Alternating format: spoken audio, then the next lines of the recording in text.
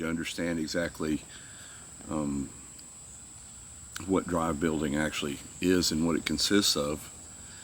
Whenever we say that we're drive building, that typically means that what we're actually doing is building frustration with the dog. And then we take this frustration and we push the frustration into the work, and that becomes drive. What that means is that we have to really become good at creating a level of frustration without getting to the dog to the point where he self-defeats when he says, well, it doesn't matter what I do, I can't win. And at that point he'll self-defeat, and a dog is one of the best animals in the world at self-defeating. And when we cook it all down, the self-defeating behavior is really it's a survival instinct for the dog. If he continues on in the natural world, it could be detrimental. So it's inbuilt in the dog not to just continue on and continue on and continue on. He will self-defeat at a given point. So we have to be aware of that in our work and try our best not to approach that area with any given dog. I'm guilty of it, as are most people that have done it enough.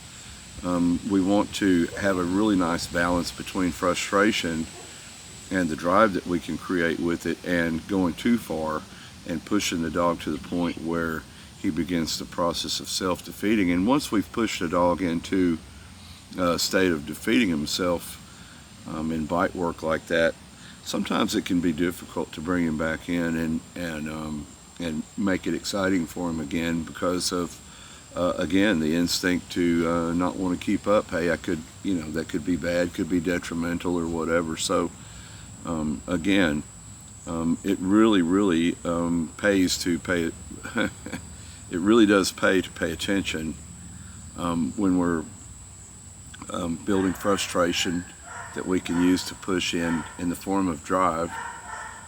It really is beneficial to really keep an eye on the dog and not allow the dog to get into that state of self-defeating. And what that would look like would be something like, we'll say we have a dog tied out on a pole. He's on a rigid tie out, and we're making him miss with the sleeve.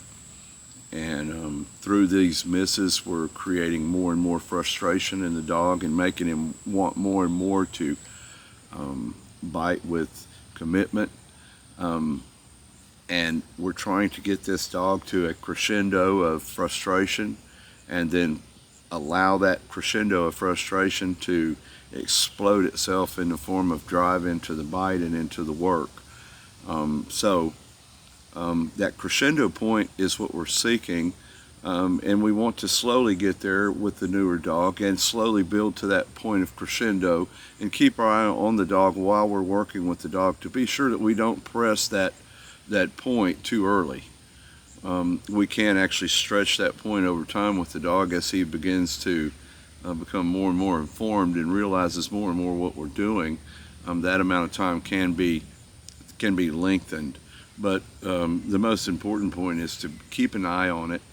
Don't overdo it. Don't do it too much. Don't do it so much that the dog finally gives up, because if he gives up, we could have difficulty after that.